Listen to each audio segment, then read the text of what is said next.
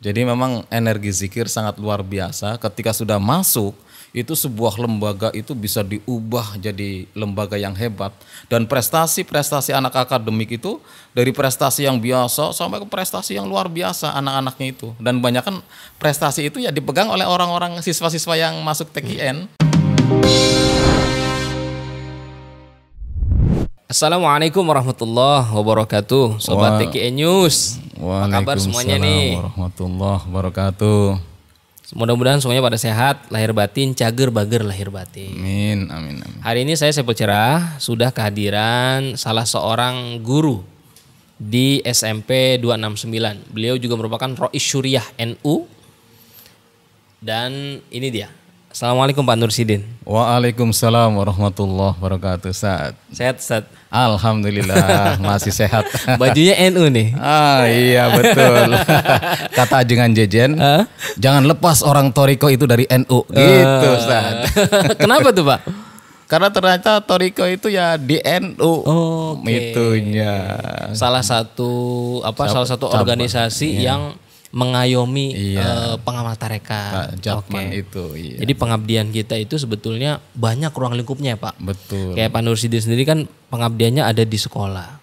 Kemudian di organisasi ada di NU. Iya. LDTKN masuk Pak pengurus? Masuk juga LDTKN, Hikmah juga. Iya. Kemudian juga itu aktif juga membangun majelis. Iya.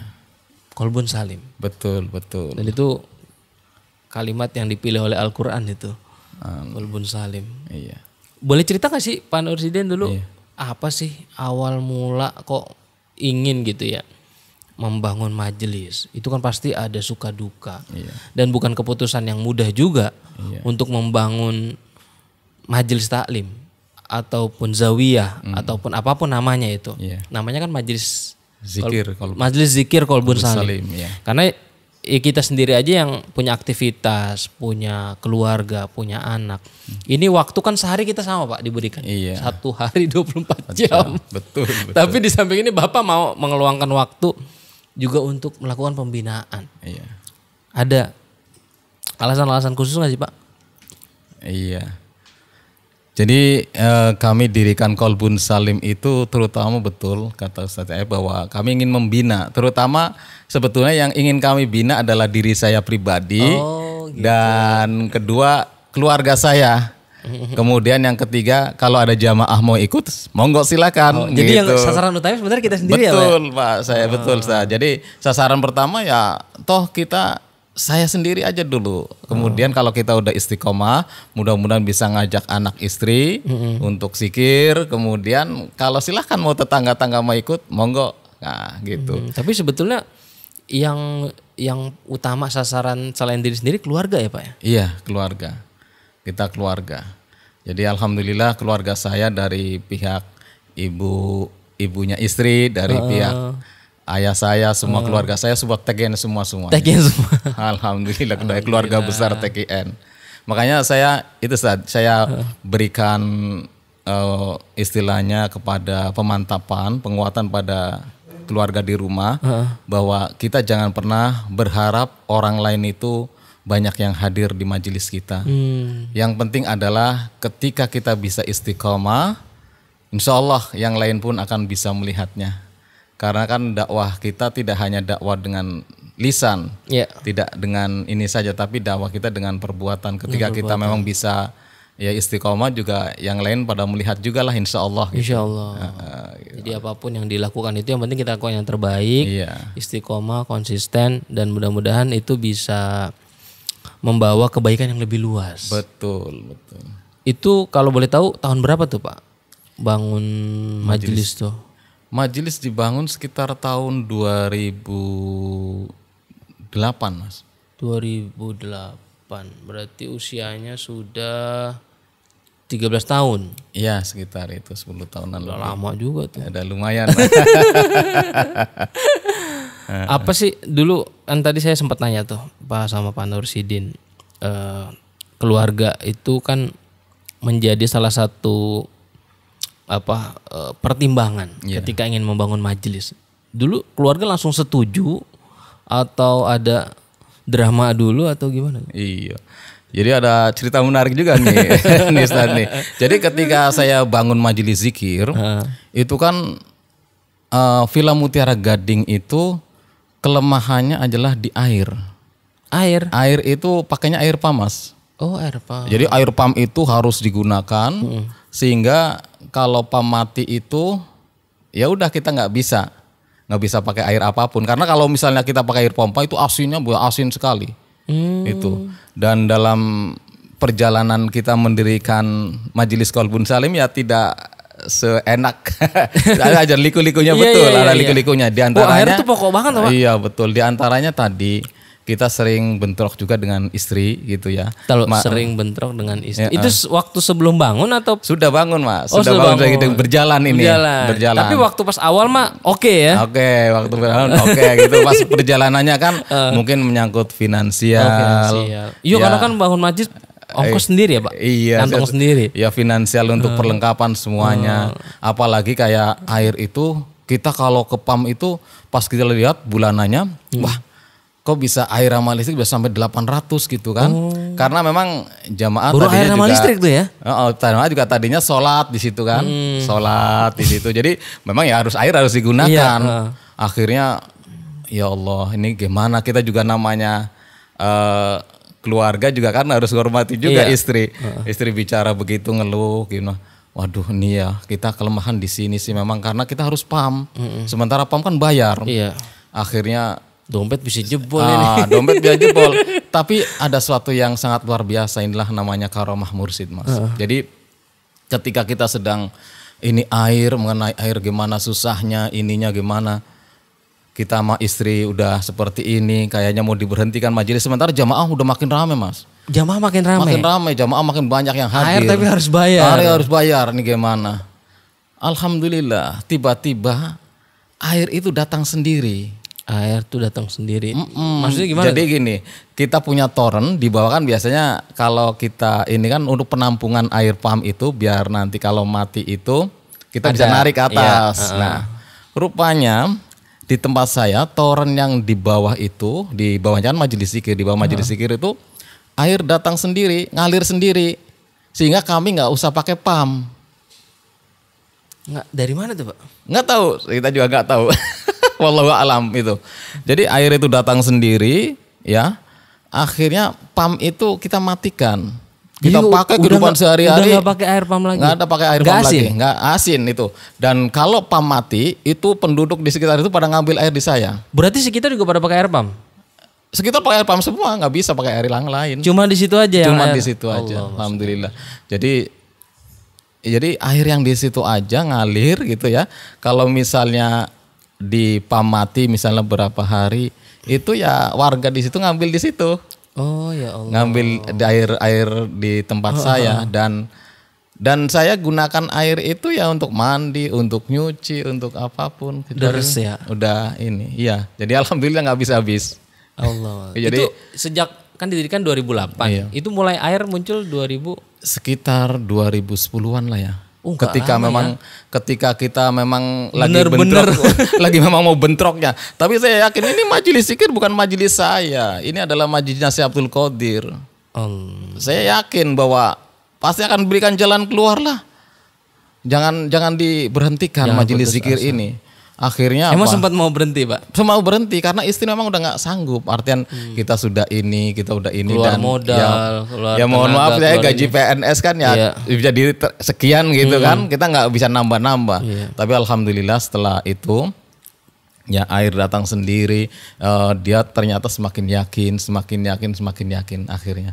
Dan yang tadinya kita bayar ya untuk sekian ratus ribu, ya 400, 800. Kita untuk air aja sekarang itu sekitar abonemen aja 60.000 sampai sekarang gitu. Sampai sekarang. Jadi itu Masya Allah. Jadi ini makanya ketika diriin majelis ya memang kita yakin bahwa majelis itu bukan milik kita, tapi apalagi kayak majelis manakib itu ya milik Syekh Abdul Qadir. Apalagi kayak Abah pasti melihat lah ketika kita sedang berjuang seperti itu. Karena memang yang kita perjuangkan juga ini sangat mulia.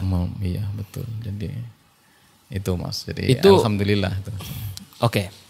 Saya penasaran juga sama jamaah nih, sama Pak Nursidin. Itu rata-rata usia berapa? Jamaah itu kita usia 40 ke atas lah, banyak 40 tahun ke atas. Dan model pendekatannya gimana sih Pak Nursidin?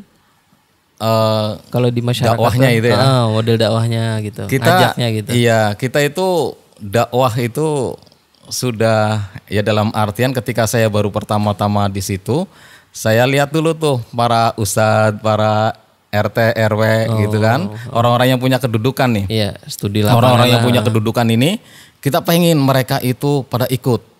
Tokoh-tokohnya dulu nih. Iya, tokoh-tokohnya gimana nih biar pada ikut. Nah, salah satu tekniknya kan dakwah ternyata tidak hanya dengan lisan saja kan? Iya. Tidak dengan lisan aja, ayo kita ikut. Wah, nanti ya ilmu saya juga pas-pasan, nanti repot juga gitu kan.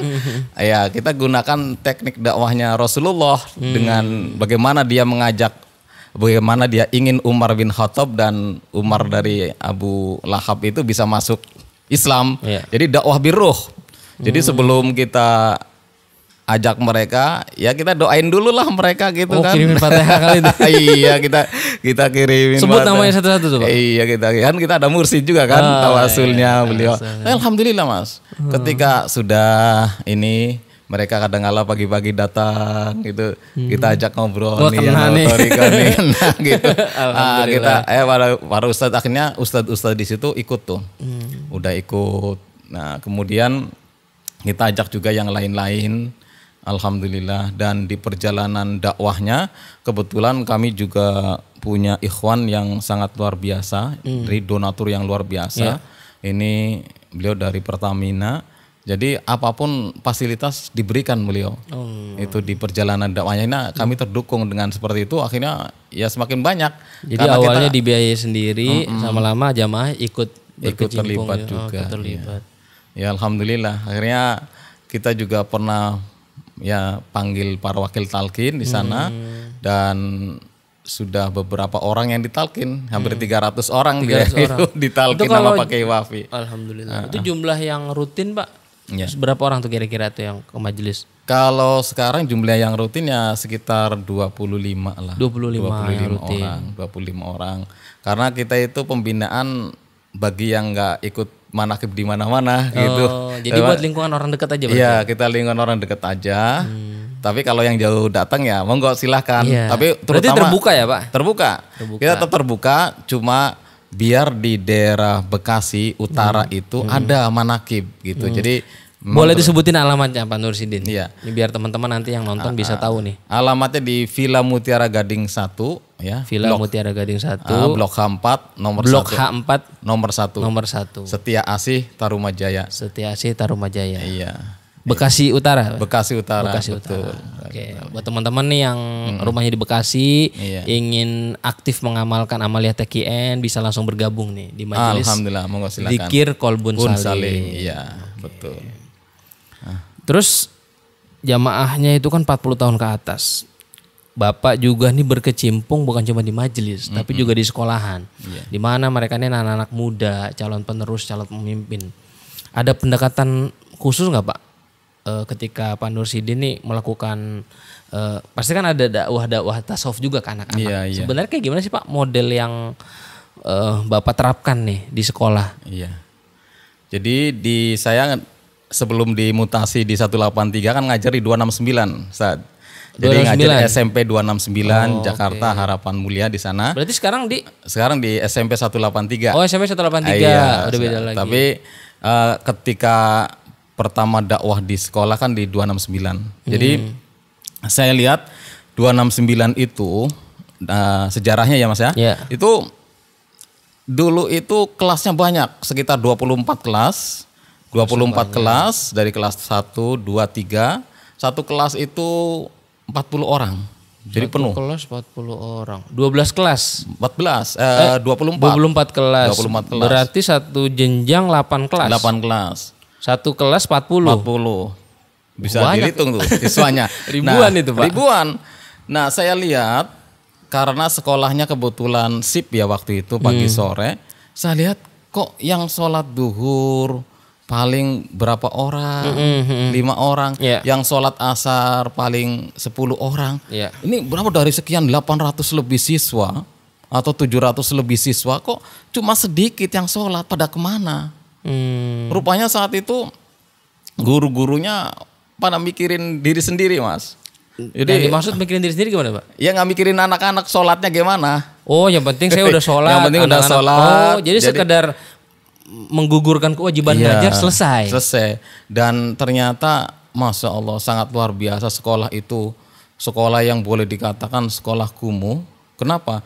Karena ketika kami sedang ngajar di situ, ya, itu para pecandu narkoba itu nyuntik di situ. Siang-siang, bukan lagi ini. Murid atau dari luar? Dari luar. Karena itu kan perkampungan. Oh. Jadi pecandu narkoba itu di situ ada yang ya sampai. Itu tahun berapa tuh, Pak? Tahun 2005-an lah, 2006, 2007. Karena kita kan baru nanti 2006-an kita ada. Oh, berarti sebelum ber-TKN ya? Sebelum ber-TKN. Oh, okay. Nah, itu waduh sangat luar biasa itu. Jadi orang-orang yang mau nyuntik, yang mau pokoknya udah kayak apalah di situ, udah kayak Brooklyn-nya Jakarta. Wah, karena memang penduduknya tadi, kita di penduduk yang kumuh. Tapi pihak sekolah tahu itu? Tahu, pihak sekolah tahu. Karena ketika pihak sekolah itu mau melarang, ya, maka dia berani. Orang-orang yang narkoba itu, kamu kan cuma numpang di sini, kerja di sini. Saya kan penduduk sini.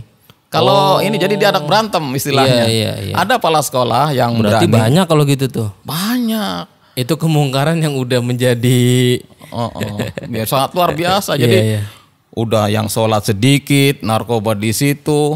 Ya. Anak-anak gimana tuh, Pak? Ya anak-anaknya nggak teratur. Pokoknya datang aja. Enggak, maksudnya nggak terpengaruh juga. Ya bagaimana nggak terpengaruh? Ya lagi begitu ya pada ngeliat lah kalau udah begitu. Udah transaksi pil di situ. Nah, udah kacau seperti itu. Pihak sekolah juga nggak berani ngelarang. Karena mereka akan ditantang kalau melarang. Kalau melarang itu sekalian, mau jajak berantem sekalian. Ya mikir-mikir lah. Kepala sekolah juga di situ karirnya, ya nggak mau dia ambil resiko. Udah biarin aja. Nah itu. Kemudian yang ketiga itu dia itu peristiwa-peristiwa yang sangat tragis gitu ya. Kalau habis upacara itu, maka yang kesurupan itu bukan hanya 10-20 orang, bisa ratusan, Mas. Bisa ratusan orang. Jadi ada kasus kriminal, ya, ada kasus mistis juga. Mistis juga karena bekas kuburan. Oh, karena bekas kuburan sekolahnya. Sekolahnya bekas kuburan. Jadi memang wajar gitu ya. Kalau habis upacara itu 100 orang kesurupan, 200 orang kesurupan, kan mulanya banyak kan ya. Gelap lah itu sekolahnya. Gelap lagi. Udah begitu apa? Istilahnya prestasi itu paling jebot. Paling belakang. Jadi dari prestasi akademik siswa, prestasi guru, prestasi akreditasi sekolah itu paling belakang. Ini kalau dibikin film bagus kayak bagus. Jadi paling belakang. Waduh, jadi rupanya kekumuhan itu ada di situ. Nah, kebetulan tahun-tahun itu kan saya udah dapat pembinaan dari Pak Kiai Wafi. Nah, awalnya di situ kita sudah dapat pembinaan. 2005 ya, 2005 sudah dapat ya. 2004 udah dapat pembinaan dari beliau. Sebetulnya 2000 sana udah sering lah udah beliau. talkin ya Pak. Iya. Saya sekitar 2000-an lah. 2000-an ya sama beliau. Jadi kita udah dapat pembinaan dari beliau, udah ikut ini. Akhirnya pas acara Maulid Nabi, kita rundingan tuh. Kebetulan teman-teman saya udah yang TKN juga. Oh, udah ada yang sebelumnya. Sama-sama guru di situ. Sama-sama guru di situ. Nah, kita ini gimana kalau kita panggil Pak Kiai Wafi? Wah, akhirnya udah setuju, panggil Pak Kiai, suruh ceramah Maulid tuh, suruh Maulid. Habis ceramah, lupanya mereka itu sangat antusias, Guru-guru, wah ini baru penceramah. Kalau Pak Kiai Wafi ceramah gimana sih? Pasti kan orang langsung tertarik gitu ya dengan materinya, dengan gayanya beliau. Akhirnya setelah Pak Kiai Wafi ceramah selesai, rundingan tuh guru-guru. Wah kalau bisa kita adain ini deh lagi, panggil beliau lagi. Awalnya ceramah aja. Ceramah aja tuh Maulid tuh. Akhirnya panggil beliau aja gimana? Oke, setuju saya bilang ke teman-teman gini aja. Bagaimana kalau kita itu dilatih untuk kursus tasawuf? Tapi jangan namanya tasawuf kan saat itu. Iya. Biar namanya kayak agim aja, manajemen kolbu. Oh, di akhirnya namanya manajemen kolbu. Kita, itu untuk guru-guru, Pak? Untuk guru dan karyawan. Dan akhirnya saya panggil semua istilahnya orang yang punya jabatan di sekitar, RT, RW, kelurahan, hadir guru-guru. Kesempatan kan? Manajemen kolbu. Pada saat itu memang lagi zaman-zamannya ini agim kan? Iya, jadi kalau kita pakai tasawuf mereka lari nih. Kita pakai manajemen kolbu. Akhirnya kita adakan kursus manajemen kolbu setiap hari Sabtu. Nah, cuma saat itu kan kita harus ada biaya. Ada biaya. Saya ngobrol sama temen, udah kita dekati aja kepala sekolah, barangkali bisa biaya ini gitu kan. Akhirnya saya dekati kepala sekolah, Pak ini kita guru-guru minta ini nih, ada kursus manajemen kolbu. Alhamdulillah diterima. Alhamdulillah. Padahal biayanya banyak saat itu, 6 juta. Tahun itu kan duit itu lumayan itu, 6 juta. Terima langsung, udah nggak apa-apa, adain aja. Kepala sekolah terima langsung. Akhirnya alhamdulillah karena saya lihat wah ini pematerinya bagus nih narasumbernya. Jangan kita aja nih, kita panggil sekolah-sekolah di sekitar. Undang sekolah-sekolah sekitar kita mumpung undang. Ada yang biayain.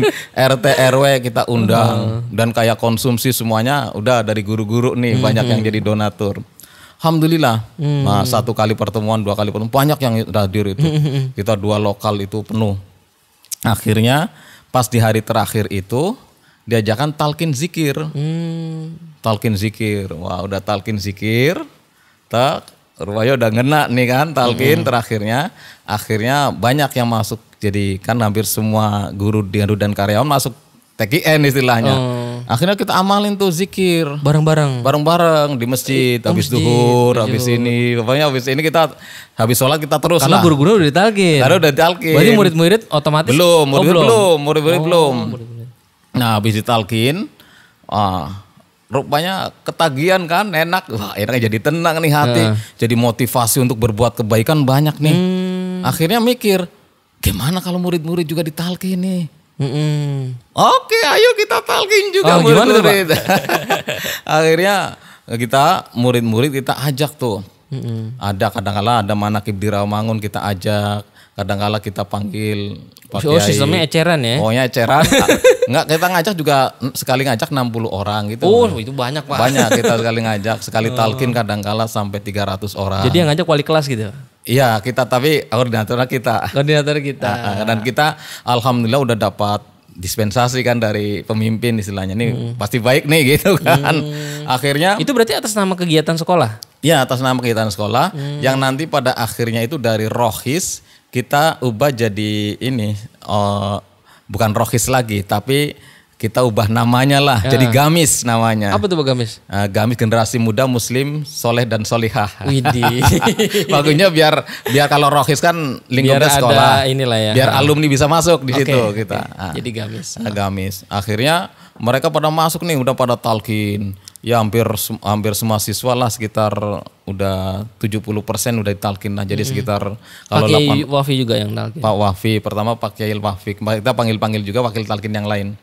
Nah, setelah acara bagus, murid-murid bagus sudah pada talqin, akhirnya kita bina tuh. Habis sholat kita bina mereka zikir. Iya, kita bina. Setiap hari Jumat kajian. Habis kajian kita zikir dulu baru kajian. Nah, rupanya mereka semakin tertarik. Anak-anak itu antusias. Usia berapa tuh, Pak? Ya sekitar usia anak SMP kelas 8, kelas 9 atau kelas 2, kelas 3 ya sekitar 13-14 ya. 13-14-15 itu ya. Sekitar itu 13-14-15 lah. Kita ajak tuh mereka. Waduh, luar biasa. Akhirnya yang tadinya yang sholat sedikit, yang tadinya paling 20 orang itu hampir semuanya sholat penuh. Allah. Wah, luar biasa. Padahal nggak ada kewajiban. Nggak ada kewajiban saat itu, cuma kita guru-gurunya udah mulai sadar, akhirnya kita ngomong biar teratur, kita absen deh. Akhirnya guru-guru juga mau sukarela. Wah, akhirnya luar biasa itu. Saya bina mereka dengan guru-guru yang lain. Akhirnya jadi bagus. prestasi semakin meningkat, ini meningkat, kinerja semakin bagus, akreditasi dari akreditasi yang rendah. Jadi buah zikirnya tuh. Iya, jadi setelah kuat itu ternyata energinya sangat luar biasa dari zikir itu. Yang tadinya lembaga itu jelek, akhirnya bisa menonjol. Perlahan meningkat gitu. Ketika rapat dinas aja itu kepala sekolah bingung. Kenapa tuh Pak? Karena yang sekolah kemarin paling jelek gitu kan kalau dulu kan dilihat dari MTanas ya. Oh, kepala sekolah masih sama? Masih sama. Nih MTanas paling jelek nih tahun kemarin nih. Wah, ini dari 269. Siapa 269 kepala sekolahnya? Berdiri tuh kepala sekolah.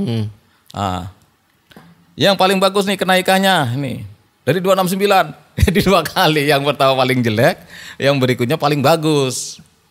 Oh sebelumnya kalau diumumkan paling jelek 269. Iya.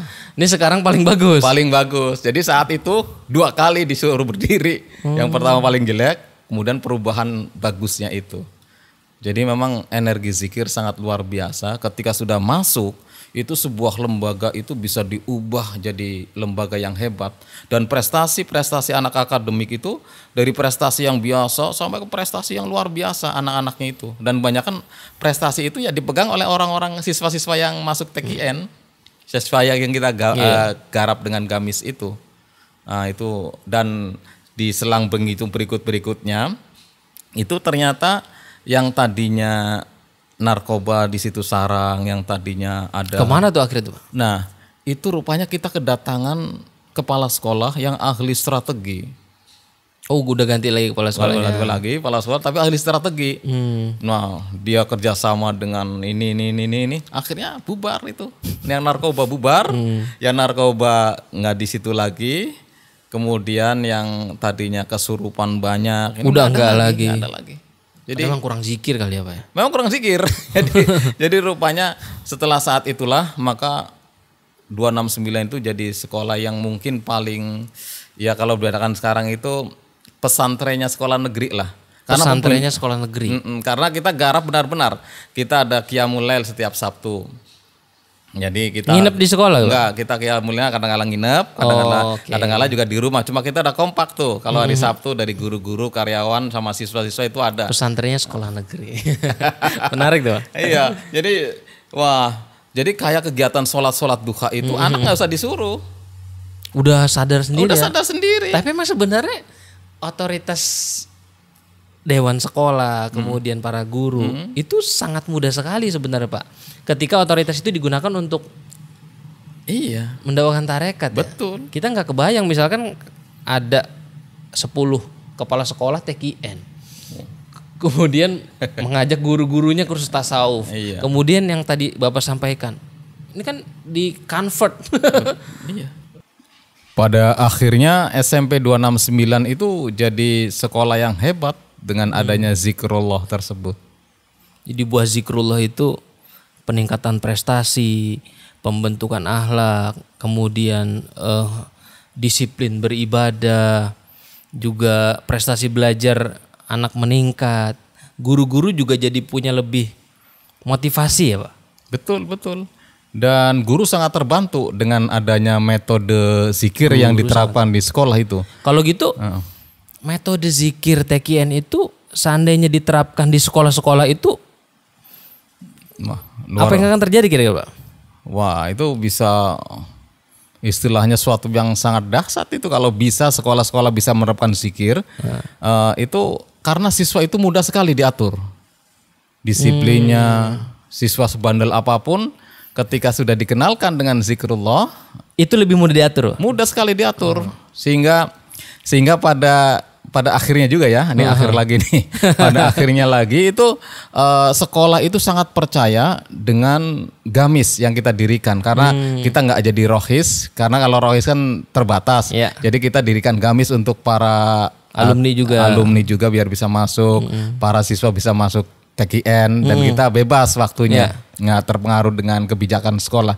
Maka pada akhirnya sekolah pun percaya sekali dengan TKN, wadah TKN di sekolah tadi yang namanya gamis tadi. Jadi segala apapun misalnya mengenai ya keterlibatan pelajar yang tidak bagus atau pelajar-pelajar yang kurang baik atau pelajar-pelajar yang sudah diatur oleh gurunya atau sudah masuk ke dalam BP ya, mau bimbingan konseling atau apa, dia udah nggak bisa ditangani, maka kita yang suruh nangani mereka gitu. Kita yang suruh nangani biar mereka itu bisa jadi anak yang baik gitu. Ya, kalau misalnya di sekolah itu biasanya anak ingin belajar bisa ngaji. Iya. Dimasukkanlah metode misalnya tilawati. Iya. Metode qiraati. Betul. Anak mau bisa berenang, didatangkan guru renang. Iya. Pengen bisa main basket, masukkan guru basket, ekskul basket. Iya. Nah, ini kan sekolah tujuannya salah satunya adalah ingin membentuk pribadi siswa yang beriman, bertakwa, apa bahasanya berkarakter lah. Iya, betul. Maka metodenya metode zikrullah. Iya. Cuman pemahaman seperti ini kenapa belum banyak ya, Pak? Iya. Dipahami oleh guru-guru.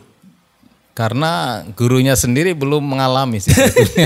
Kalau mereka karena guru sendiri belum mengalami. Ketika mereka sudah masuk, ketika mereka sudah mengalami bagaimana dahsyatnya zikrullah, pasti mereka pun punya hero dalam artian sebetulnya metode ini kita bisa terapkan, bisa terapkan di sekolah dan sekolah itu jadi hebat.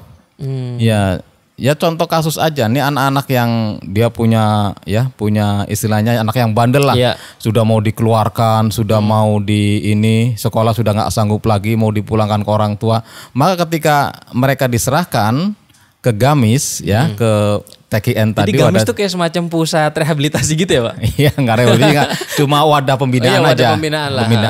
Pembinaan kita untuk zikir TKN, pembinaan kita untuk tausiah, itu pembinaan itu dari Gamis. Maka ketika sudah dimasukkan di Gamis tadi, mereka jadi baik dan guru pun mau terima lagi dan jadi anak yang sukses jadi juga karena lulus gitu. Apa guru kelas, wali kelas udah nyerah. Ya. BK udah nyerah. Udah dikasih Gamis. Udah kasih Gamis saja nih biar dibina. Dan kita siap. Karena kalau udah siswa nih kasus misalnya, dia udah nggak bisa dididik, udah wali kelas udah nggak bisa, guru nggak bisa, BP udah kewalahan juga, kita didik. Oke, Gamis selain Gamis, maka biasanya saya konsultasi dulu sama anaknya, saya bisa bimbing kamu, tapi orang tua kamu harus datang ke sekolah. Akhirnya ketika orang tua datang ke sekolah, datang, saya bisa ngasih jalan keluar anak ibu, tapi syaratnya satu, ibu harus talqin, ibu harus belajar zikir dulu, sebab metode kita itu bukan metode yang metode yang bisa dipraktekkan oleh orang sibuk sekalipun. Iya, pokoknya syaratnya tadi ibu harus belajar zikir dulu. Ibu belajar zikir dulu, datang ke Rawamangun, nanti baru saya datang ke Rawamangun. Iya, kan talqinnya di sini. Pas Manakib. Jadi pas Manakib. Iya, pas Manakib ibu janjian datang. Berarti ya. Iya. Janjian kita datang ke sini, nanti ibu talqin, kalau sudah ibu belajar zikir, nanti saya berikan arahannya bagaimana cara mendidik anak ibu gitu. Jadi bukan cuma anaknya. Enggak. Karena bisa jadi anak nakal itu karena pengaruh atau orang tuanya juga. Orang tua juga yang mungkin abai, broken home dan lain sebagainya. Betul. Menarik tuh Pak, metode zikir diterapkan di sekolah-sekolah. Untuk bukan hanya meningkatkan prestasi belajar, tapi juga untuk membenahi anak-anak yang dalam tanda petik dianggap bermasalah. Dan saya gunakan metode ini ya seperti yang arahan dari Pak Kiai Wafi sebetulnya. Jadi kita itu ibaratnya satelit. Istilahnya kita itu guru, orang tua, kemudian ini anak, kemudian ada satelit Allah Subhanahu wa taala. Sementara yang membolak-balikan hati itu kan Allah. Betul. Nah, supaya kita orang tua itu langsung aja ke satelitnya gitu. Sebab kalau sifatnya horizontal ke anak itu mudah sekali sekarang ini. Di depan orang tuanya begini begitu, kelihatan nanti manut, nurut gitu.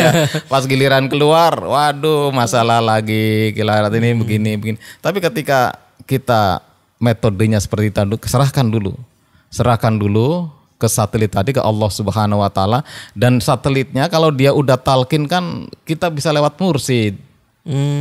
Gitu. Jadi lebih enak sebetulnya satelitnya itu tinggal tadi. nyambungin aja. Tapi kalau dia belum masuk TKN, saya nggak bisa terangin begitu.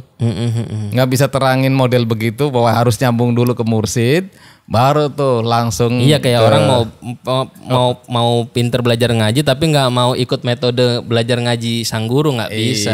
Harus bersedia dulu ya. Harus bersedia dulu. Kalau ibu siap bersedia, saya siap gitu. Jadi akhirnya mereka alhamdulillah orang tuanya berdua datang ke sini. Ya sudah, kita terapkan metode itu. Itu apa cerita orang tua yang sudah ditalkin atau mengalami proses belajar zikrullah tuh, pernah cerita apa, ngasih testimoni?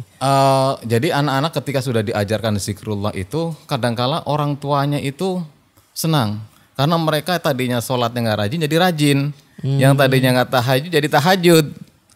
Akhirnya kita kadangkala nggak tahu pas selesai ujian atau apa, tiba-tiba orang tua ngasih nih terima kasih gitu. Terima kasih anak saya udah dididik seperti itu. Padahal kita mah nggak tahu anak itu bener apa enggak setelah diajarkan seperti itu. Rupanya mereka membekas dan orang tuanya melihat kok anak ini jadi sekarang lembut itu anak ini. Ya, perangainya berubah. Ya karakter tadi. Karakter. Padahal pendidikan karakter belum masuk tuh tahun-tahun begitu tuh. Ya Masya Allah. Kita semakin yakin ya Pak, iya, dengan metode zikir yang diajarkan oleh Abah Anom. Iya betul, kita semakin yakin bahwa itu bisa mengubah pribadian, mengubah karakter. Betul. Karena sesuai dengan juga muatan tasawuf itu sendiri kan tasfiyatul qulub, taqwimus suluk, untuk merubah karakter, membentuk kepribadian. Ini yang menarik juga, tadi Bapak sempat bicara tentang sekolah negeri. Pesantrennya sekolah negeri. Iya. Artinya ketika orang berTKN, dia secara tidak langsung sebetulnya dia sedang pesantren ya Pak. Iya. Tetapi pesantren yang tidak harus mondok di satu pondok tertentu. Iya. Tetapi dia dalam kesehariannya dia mengamalkan zikrullah. Kemudian menjadi kalau anak menjadi lebih berbakti kepada orang tua kepada anak menjadi lebih sayang, bekerja menjadi lebih enak, optimal, kemudian belajar juga anak menjadi lebih disiplin. Ini kan metode yang semakin relevan Pak. Betul. Ketika orang tua bingung, anak saya nggak mau nih dimasukin pesantren, masukin aja TKN. Iya. Anak saya nggak mau nih mondokin, Ustadz saya nggak mau jauh-jauh dari anak, cukup aja di TKN kan, gitu Ustadz. Iya. Bisa juga seperti itu karena akhirnya yang tadinya sekolah itu dijauhi masyarakat nih Ustaz. Jadi dijauhi masyarakat itu nggak mau anaknya nyekolahin di situ. Wah paling juga narkoba, paling juga begini. Sempet stigma negatif banget ya. Nggak mau gitu. Akhirnya mereka itu mau lihat kegiatannya itu mau. Karena di SMP 269 itu karena kita udah dikasih kepercayaan, kita buat sistem metode. Jadi berdoa itu tidak hanya untuk pulang dan masuk saja. Jadi setiap guru masuk itu kita harus berdoa. Setiap guru masuk, setiap mau belajar, setiap guru mau belajar, baru ya. Perubahan pelajaran, misalnya dari pelajaran apa ke pelajaran kita harus berdoa lagi. Dan kayak pengajian itu udah rutin sebetulnya, ngaji dulu, kemudian sholat duha. Anak-anak itu udah jadi kebiasaan, udah jadi karakter. Sebenarnya pelajaran agama itu nggak cuma teoritis harusnya ya Pak. Langsung diaplikasikan, praktek kayak tadi doa, zikrullah. Iya.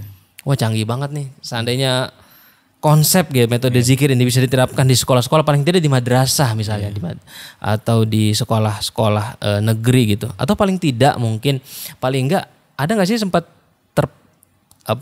tercetus gitu ya di dalam pikiran Pak Nur Sidin nih, guru-guru yang berTKN ini apa sih buat perkumpulan atau?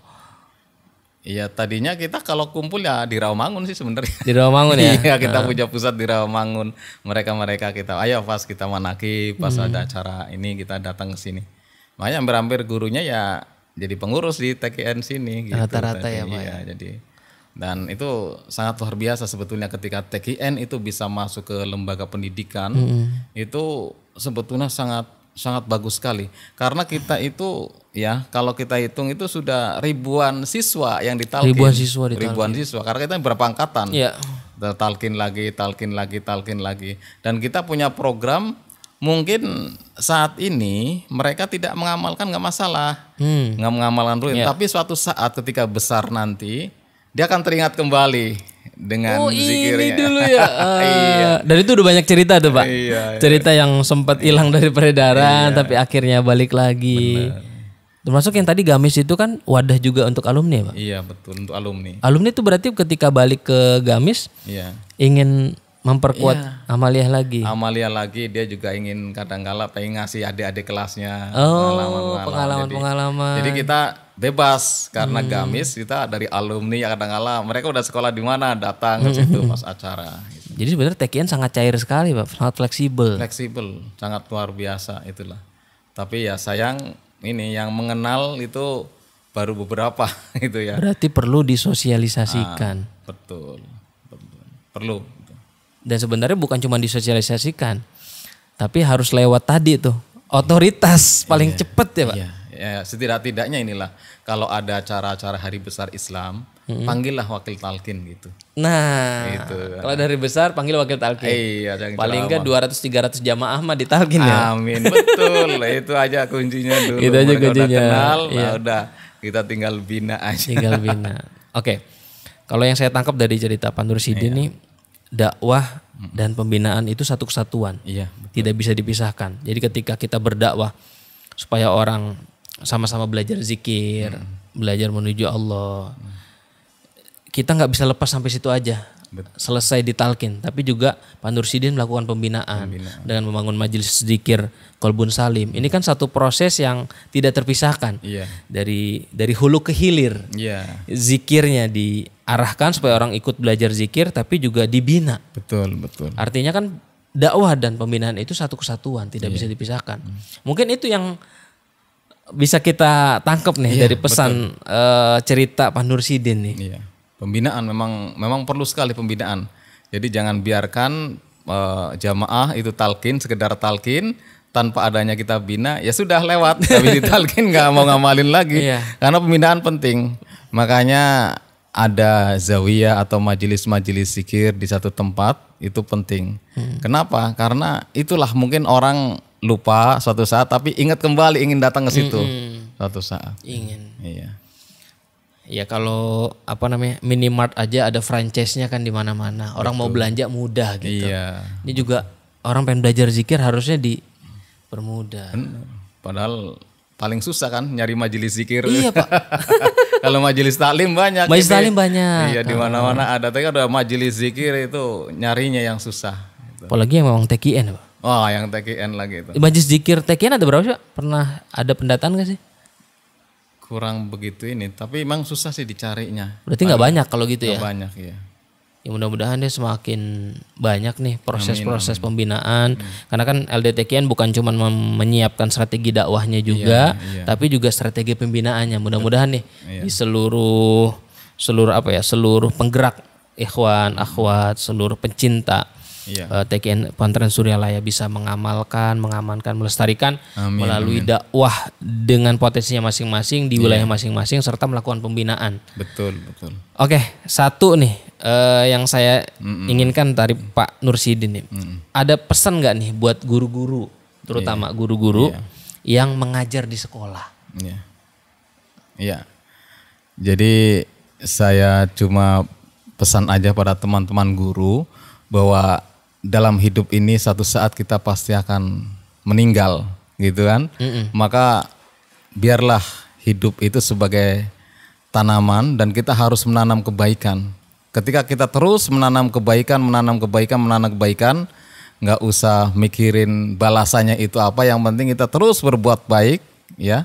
Terus kita ajak para siswa untuk berbuat baik, apalagi kita mengajak para siswa untuk bisa berzikir kepada Allah Subhanahu wa taala, maka balasan itu akan dapat, dunia dapat, akhirat dapat. Jangan pernah mikirin dalam artian materi atau masa depan kita bagaimana nih kalau kita ngajarin zikir, kalau kita ngajarin ini, nanti kadang-kala ada guru-guru yang menghambat. Biarin aja. Setiap perjuangan itu pasti ada hambatan. Karena bagaimanapun perjalanan yang lurus itu pasti akan dihambat oleh orang-orang yang tidak suka, orang-orang yang masih belum mengenalnya. Jadi terus berjuang untuk kebaikan, terutama kepada anak didik kita agar dia itu bisa mengenal Allah Subhanahu wa taala itu. Terima kasih Pak Nursidin nih untuk ilmunya, ceritanya. Saya belajar banyak hari ini. Oke, Sobat TK News, jumpa lagi lain kesempatan. Masih tetap di podcast Tasawuf. Jangan lupa like, komen, subscribe, dan download aplikasi TK News. Assalamualaikum warahmatullahi wabarakatuh. Waalaikumsalam warahmatullahi wabarakatuh.